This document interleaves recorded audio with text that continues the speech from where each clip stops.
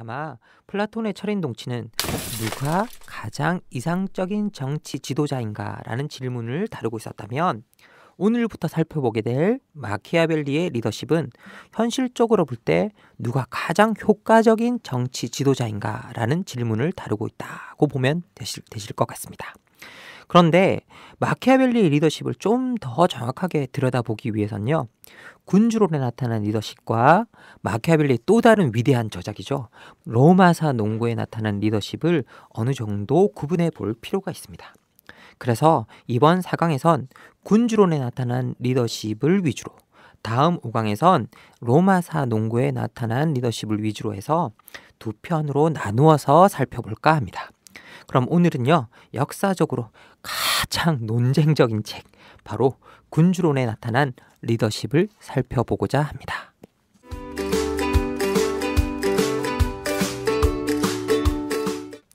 아마 마키아벨리의 군주론만큼 유명하면서도 논쟁적인 저서는 드물 텐데요. 근래에는 최장집 고려대 명예교수님이요, 안희정 충남지사에게 군주론을 선물해서 화제가 된 적이 있었습니다. 정치는 현실적으로 실현 가능한 길을 찾는 행위라는 평소 최장집 선생님의 생각을 반영하고 있는 게 이 마키아벨리의 군주론이라고 하는군요. 실제 정치 사상사에서 마키아벨리만큼 논쟁적인 인물도 드물 것입니다. 우선 그 첫 번째 이유는요, 마키아벨리가 제시한 정치에 대한 관점이 그때까지 내려오던 것과는 너무나도 다른 것이었기 때문입니다. 마키아벨리 이전의 정치는요, 한마디로 말하자면 그 질문이 정치란 무엇인가? 에서 이제 출발하는 것인데요. 이 정치란 무엇인가라는 질문에서 출발하면 인간의 덕을 실현할 수 있는 정치야말로 최선의 정치를 구현하는 길이란 그런 입장으로 대부분 다 이어지기 마련입니다. 그래서 이런 입장에서 보면 정치와 도덕이 분리되지 않았다고 할 수 있습니다. 바로 우리가 앞서 살펴본 플라톤적인 입장이요, 바로 이런 입장의 대표적인 입장이라고 할 수 있고요. 근대 이전의 지도자에 대한 지배적인 발상이었다고 볼 수 있습니다. 이런 입장에 따르자면요, 지배자들은 언제나 통치받는 사람, 즉 시민들에게 기본적으로 도덕적인 모범이 되어야만 했거든요.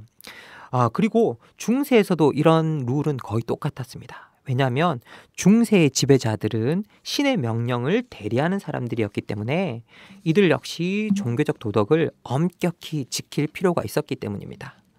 하지만 이 마키아벨리는요, 군주론에서 정치란 도덕과는 본질적으로 다르다라고 이렇게 말하고 있습니다. 그리고 권력을 유지하기 위해서 군주는 때로 도덕에 얽매이지 말아야 한다, 이런 충고를 하고 있습니다. 더구나 군주에게 때로는 잔인한 폭력도 행사해야 되고 때로는 치사한 강계도 써야 된다, 이렇게 권유하는 발언을 하고 있는데요. 이런 발언을 통해서 후대의 찬양과 비난을 동시에 한 몸에 받게 되는 인물이 됩니다. 예를 들어서 장보댕 같은 인물은요, 국가 주권에 대해서 기술한 국가론에서 엄청나게 흥분합니다. 마키아벨리가 이런 이따위 간악한 정치를 묘사함으로 인해서 정치를 사악한 정치술로 만들어버렸다, 이렇게 하면서 이런 사악한 정치술은 진정한 정치가 아니다, 이렇게 엄청나게 비판을 하죠.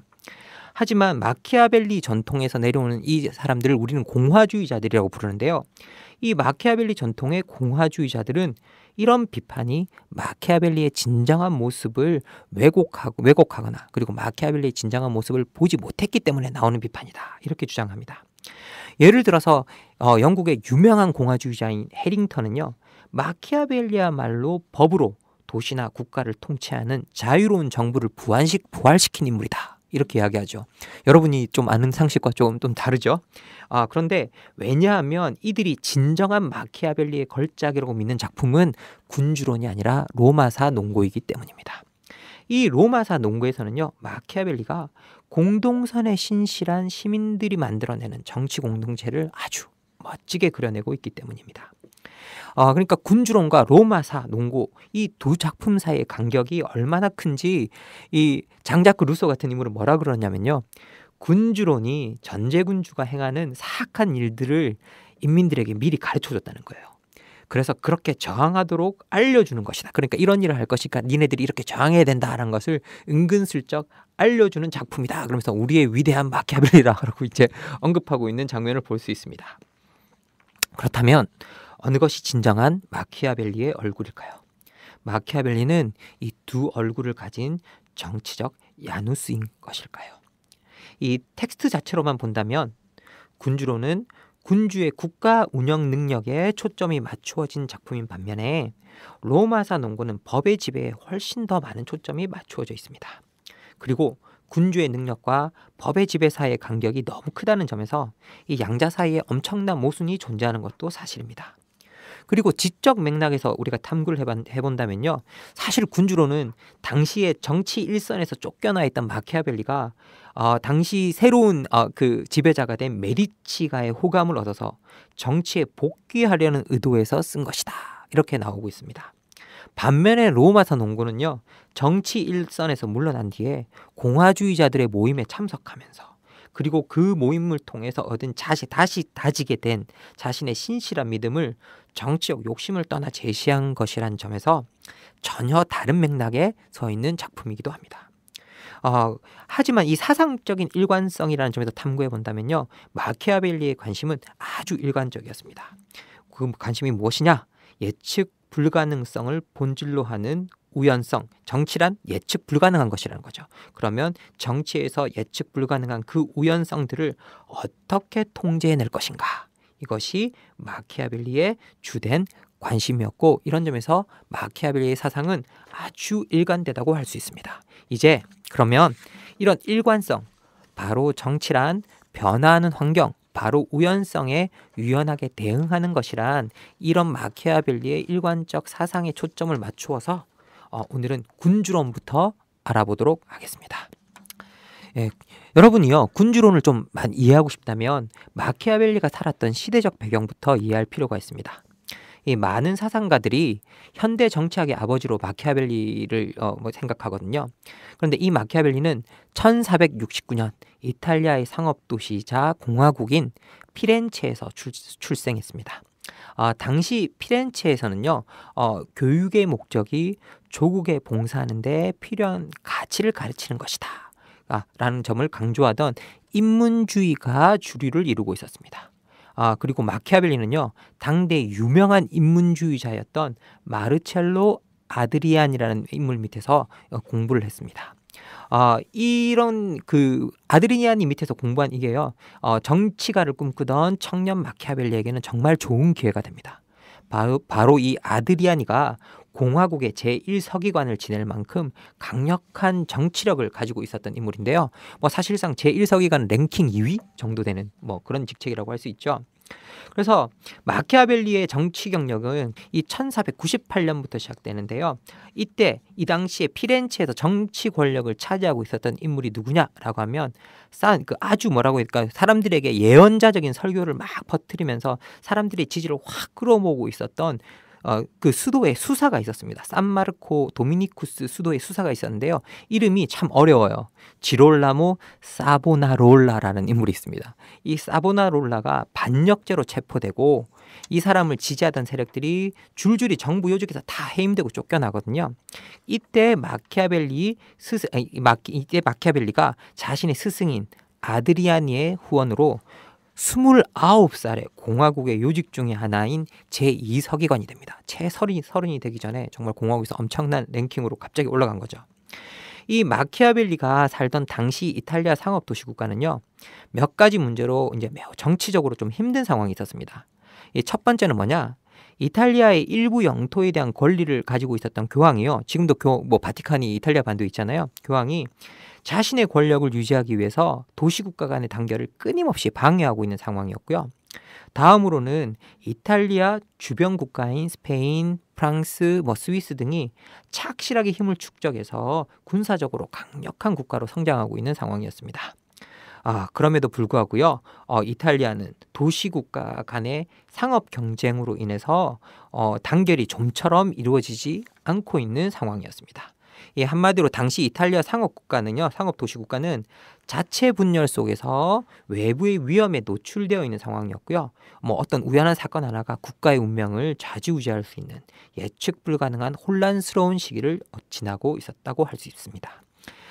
이런 혼란스러운 위기 속에서 마키아벨리는 이 주변국의 정치 상황을 살펴야 하는 외교관의 임무를 맡게 됩니다.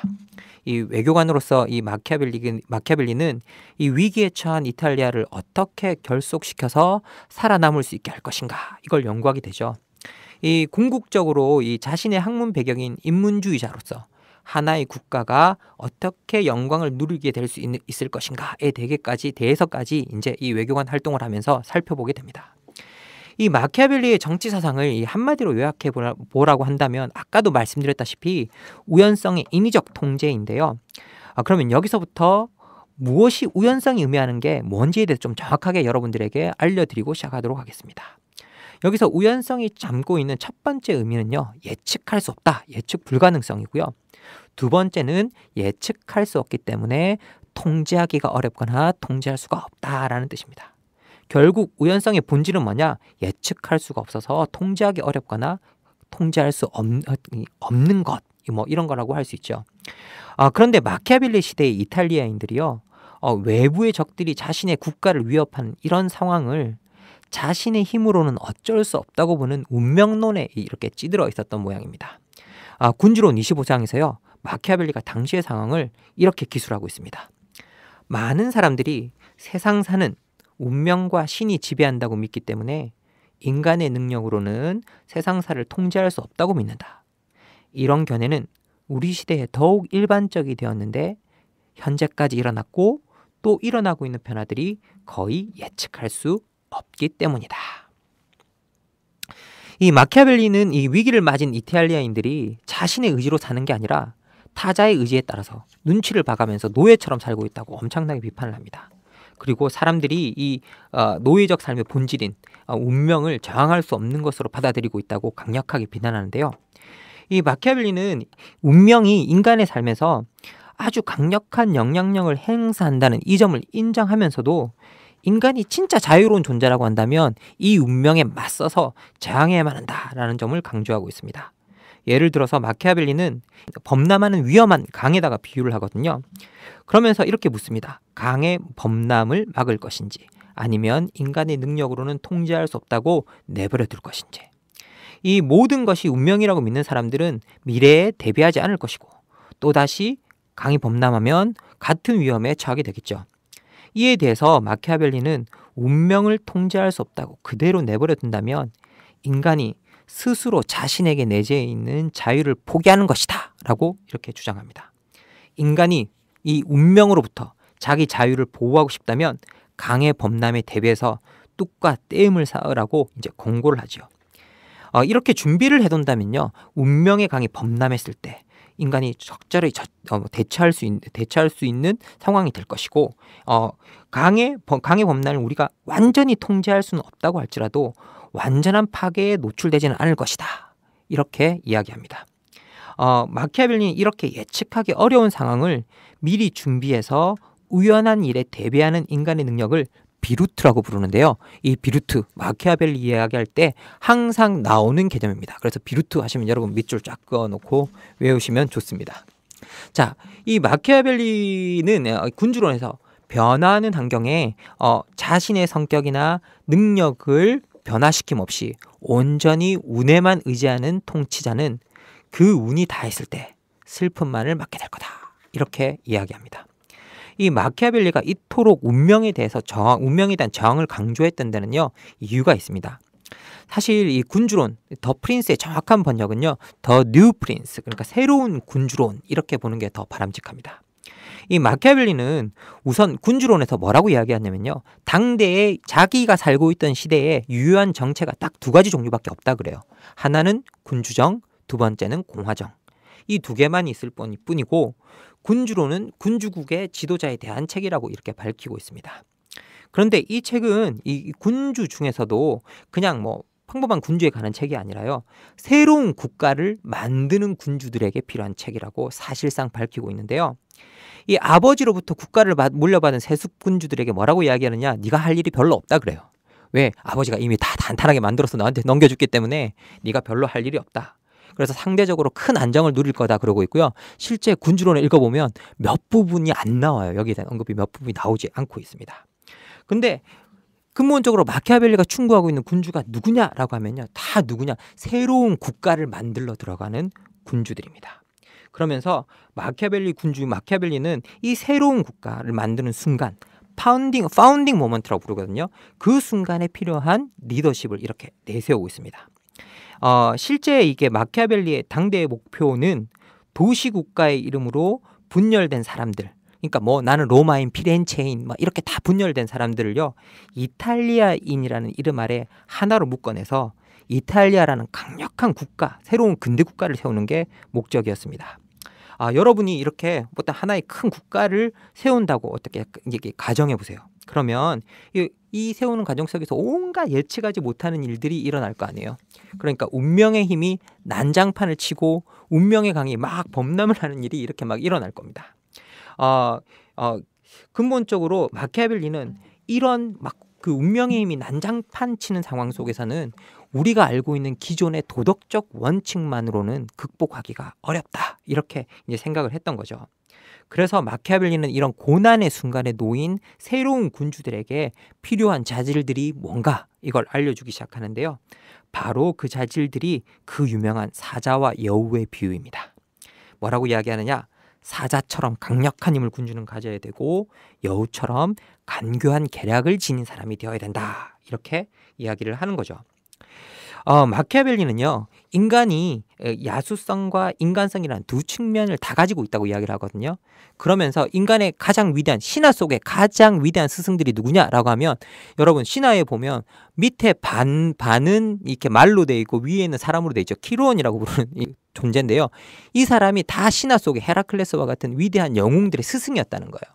왜? 이 존재야말로 인간에게 야수성과 인간성을 동시에 다 가르칠 수 있는 존재이기 때문입니다. 그래서 이 두 측면을 다 고려해야 된다고 이야기를 하는데, 특히 마키아벨리가 군주론에서 문제 삼았던 이 군주정은 뭐냐?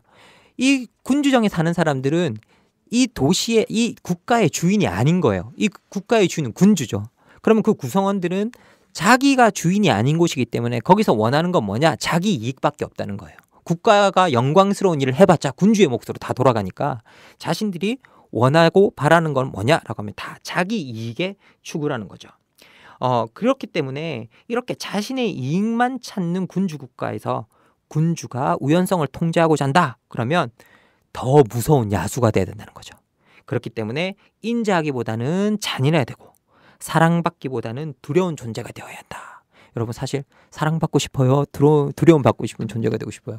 그런데 대부분 다 사람들이 사랑받고 싶어 하겠죠. 그런데 충고합니다. 사랑받는 거 별로 좋지 않다. 군주로서 두려움을 느끼는 그런 존재가 되어야 된다. 이렇게 이야기를 하죠. 정말 현실적인 이렇게 충고로 들리는데요. 하지만 이 현실적인 충고를 들은 사람이 관가하는 마키아벨리가 내놓은 진정 현실적인 충고들이 있습니다. 마키아벨리는요, 이런 강개와 속임수가 늘 통하는 게 아니라고 몇 번을 반복해서 이야기해요. 그리고 사악한 수단으로 얻은 권력 오래 지속되지 않는다. 그리고 사악한 수단으로 얻은 권력, 그런 권력이 어떤 영광까지 발해서는 안 된다라고 이제 이야기를 하고 있습니다. 그렇게 이 마키아벨리가 네가 사악한 수단을 쓰고 싶다? 그러면 이렇게 조금씩 나눠서 쓰지 말고 한꺼번에 몰아서 쓰라. 이렇게 이제 충고를 하고 있습니다. 만약 군주가 도덕적으로 보여서 더 많은 지지를 얻을 수 있다면 군주는 도덕적으로 행동하는 게 뭐 더 낫다. 그렇게 도덕적으로 행동하는 것처럼 보일 필요가 있다고도 충고하죠. 하지만 이 모든 것을 다 한다고 해서 인간이 운명을 완전히 인간의 통제 아래 둘 수 있는 것도 아니다. 이렇게 이야기하죠. 그러면서 우연성을 인간사에서 완전히 제거하는 일은 불가능하고 이 점을 우리가 받아들여야 된다. 이렇게 말하고 있습니다. 이 운명이란 이 인간의 비루토로도 통제할 수 없는 경우가 있다는 걸 마키아벨리 스스로도 뭐 인정하고 있는 거죠. 그러면서 마키아벨리가 이렇게 이야기합니다. 인간 행위의 절반을 운명이 지배한다면 운명은 인간의 자유를 제거하지 않기 위해서 대략 나머지 절반을 인간이 통제할 수 있도록 해주었다. 라고 이야기를 하죠. 바로 운명의 여신을 포르투나라고 부르는데요. 이런 포르투나에 대한 마키아벨리의 믿음에 대해서 유명한 공동체주의자 알레스데어 맥킨타이어는 덕의 상실에서 이렇게 말합니다. 우리는 지식을 증진시킴으로써 포르투나 예측 불가능성이라는 불량스러운 여신의 절대 지배를 제한할 수 있다. 그러나 우리가 그녀를 여신의 자리에서 끌어내릴 수는 없다. 자, 그러면 이제 오늘 강의를 좀 정리해 보도록 하겠습니다. 마키아벨리의 현실주의에 대한 입장. 이 입장은요, 정치에서 압도적인 위치를 차지해 왔습니다. 강의 시작할 때 제가 언급했죠. 최장집 선생님은 마키아벨리를 권력과 폭력 그리고 악의 문제를 현실적 차원에서 생각한 최초의 인물이다. 이렇게 말하면서 폭력과 악을 배척할 것이면 배척하지만 말고 정치의 중심에 놓고 정면으로 대화해야 된다라고 이제 말씀을 하시죠. 애초에 현실을 초월한 유토피아를 설정해 놓고 그리로 몰고 가는 건 혁명이지 정치가 아니다. 이렇게 강조하십니다. 그런데 이게 여기 좀 아이러니가 있는 게요. 폭력과 악의 속성이 정치에서 정치의 본질이 대화와 설득이라고 그런다면 그것을 멈추게 하는 가장 강력한 도구가 된다라는 점을 또 생각해 보면 좀 이런 최장집 선생님 말씀 좀 아리송하게 느껴지죠. 더군다나 이 아이러니하게도 마키아벨리가 군주론에서 다루고 있는 대상이 바로 새로운 국가를 건설하는 군주, 바로 혁명에 나선 군주라는 점입니다. 이 마키아벨리가 맡고 있던 당대 현실이요, 바로 혁명이 필요했던 순간이었기 때문입니다. 마키아벨리가 군주론에서 말하는 권력, 폭력, 악은 일상의 정치 문제라기보다는요, 오히려 국가 건설이라는 예외적 상황의 문제였습니다. 이 이탈리아 반도에 태어나서 분열된 이탈리아랑 똑같은 문제로 고통받았던 인물이 누구냐? 안토니오 그람시라는 인물이 있습니다. 이 인물은 너무나 마키아벨리의 문제의식을 정확하게 이해하고 있었고요. 그래서 안토니오 그람시가 주목하는 건 오히려 마키아벨리가 내세운 폭력, 권력, 악이 아니라 국가를 세우는 순간에 군주에게 필요한 덕목, 바로 집단의식의 형성에 주목하고 있습니다. 이 마키아벨리는요, 군주론의 마지막에서 분열된 이탈리아의 상황을 주목하면서 이렇게 말하는데요. 이탈리아 정신의 용기와 가치가 인식되기 위해서는 이탈리아가 현재 맡고 있는 극심한 공궁에 집중할 필요가 있습니다. 히브리인들보다 더욱 종속되고 페르시아인들보다 더욱 억압받고 아테네인들보다 분열되어 인정된 지도자도 질서와 안정도 없이 짓밟히고 약탈당하고 찢겨진, 한마디로 유린당한 이탈리아 말입니다. 이탈리아인 개인들은 모두 위대한 기술과 용기를 가지고 있습니다. 그 자질을 결여한 이는 바로 지도자입니다. 몇몇 사람들 사이에서 벌어지는 맞대결과 전투에서 얼마나 이탈리아인들이 힘과 기술과 책략이 월등한지 보십시오. 그러나 군대가 돼서 싸우면 그들은 자신의 능력을 온전히 보여주지 못합니다. 이 모든 것이 지도자가 약하기 때문에 비롯되는 것입니다. 결국 마키아벨리가 해주는 말은 뭐냐라고 하면요, 준비되지 않은 것은 지도자이다 라는 거죠. 인민이 아니라 지도자이다 라는 점이죠. 그러면서 각각은 뛰어나지만 분열된 이탈리아인들, 이들을 어떻게 하나로 묶어낼 것인가 되는데요, 라는 것이 질문이 되는데요, 이것이 바로 군주의 역량을 판가름하는 진정한 덕목이 됩니다. 그래서 분열된 이탈리아에서 새로운 근대 국가의 건설을 꿈꾸었던 이 그람시라는 인물은 이렇게 이야기하죠. 마키아벨리는 군주가 인민들을 이끌어 새로운 국가를 세우려고 한다면 군주가 어떠해야만 하는지에 대해 논한다. 결론적으로 마키아벨리는 인민들과 하나로 합쳐져 인민들이 된다. 그 인민은 일반적인 인민이 아니라 마키아벨리가 전개한 주장을 통해 확신하는 인민이다. 군주가 그 스스로 하나로 합쳐지고 싶다고 느끼고 그리하여 스스로 동일시하고 싶은 의식과 표현을 가진 인민 말이다. 이 마키아벨리는요, 폭력과 권력, 악을 일상의 정치 조건으로 두라는 말을 하는 게 아닙니다. 그것은 마키아벨리 말이 아니라요, 마키아벨리의 말을 오용하고 제대로 이해하지 못했던 마키아벨리 주의자들의 이야기입니다. 이탈리아에서 시대를 달리해서 똑같은 고민을 안고 있었던 이 그람시는요, 진정 마키아벨리가 말하고자 하는 바를 정확하게 이해하고 있었습니다. 분열된 국가를 통합해서 새로운 국가를 세우기 위해 필요한 집단의식의 형성, 그 일이 도덕만으로는 해결되지 않는다라는 것이었죠. 어떠신가요? 여러분에게 지금 마키아벨리는 어떤 인물로 다가가고 있는지요? 우리 주위에 마키아벨리가 폭력과 권력, 악이 일상의 정치에서 어쩔 수 없는 필요 조건이고 정치 지도자들이 반드시 고려해야 할 부분이라고 뭐 강조하는 그런 사람들이 많이 있죠. 이런 마키아벨리주의자들에게 마키아벨리 스스로가 들려주고 싶은 말이 아닐까 생각되는 한 구절로 오늘의 강의를 닫아볼까 합니다.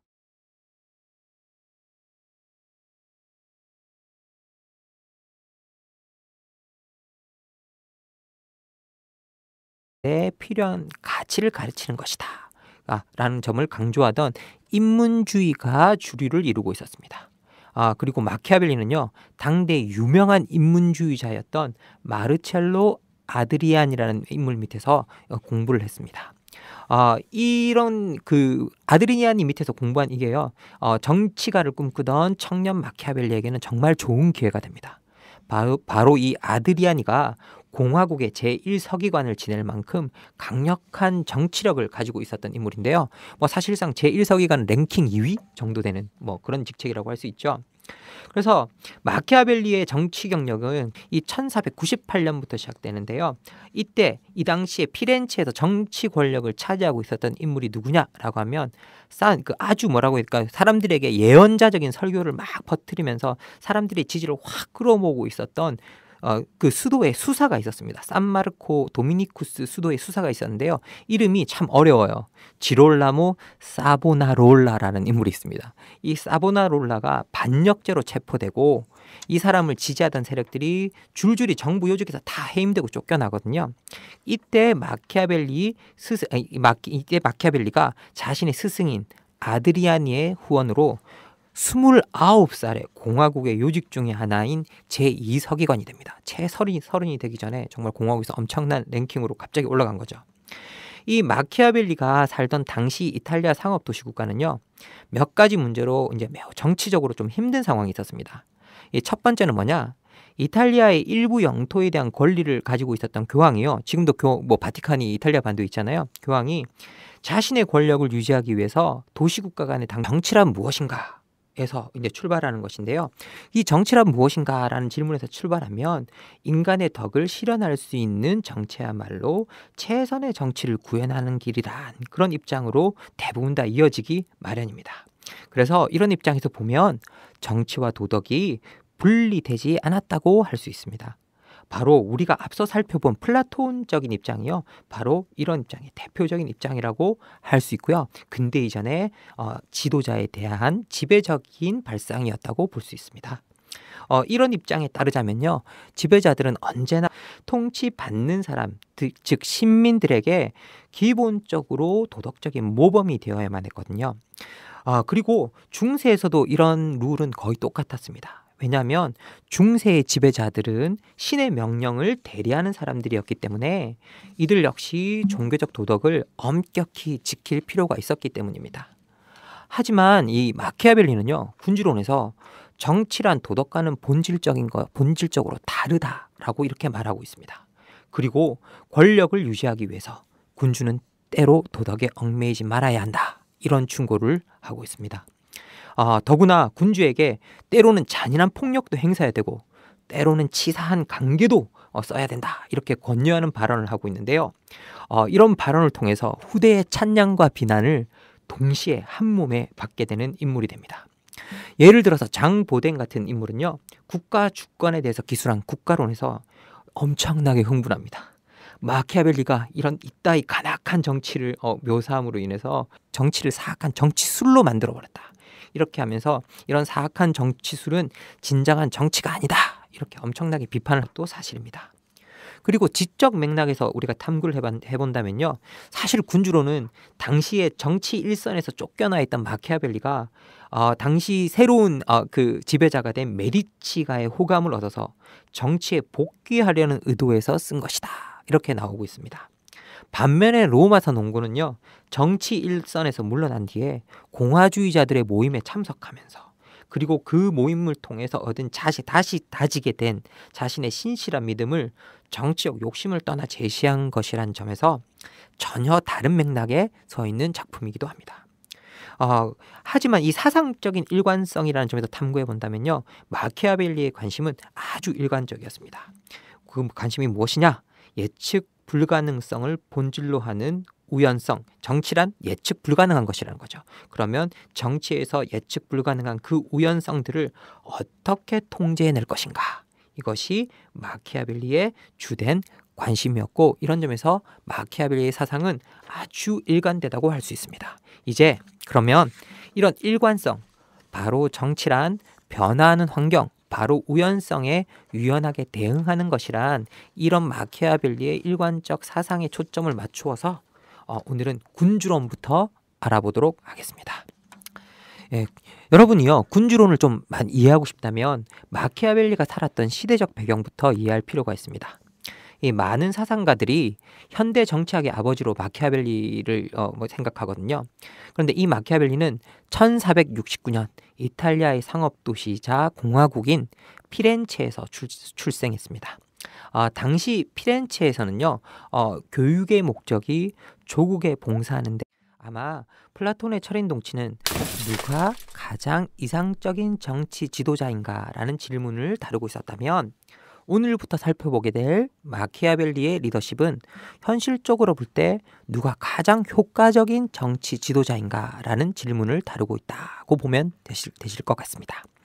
그런데 마키아벨리의 리더십을 좀 더 정확하게 들여다보기 위해서는요, 군주론에 나타난 리더십과 마키아벨리의 또 다른 위대한 저작이죠, 로마사 농고에 나타난 리더십을 어느 정도 구분해 볼 필요가 있습니다. 그래서 이번 4강에선 군주론에 나타난 리더십을 위주로, 다음 5강에선 로마사 농고에 나타난 리더십을 위주로 해서 두 편으로 나누어서 살펴볼까 합니다. 그럼 오늘은요, 역사적으로 가장 논쟁적인 책, 바로 군주론에 나타난 리더십을 살펴보고자 합니다.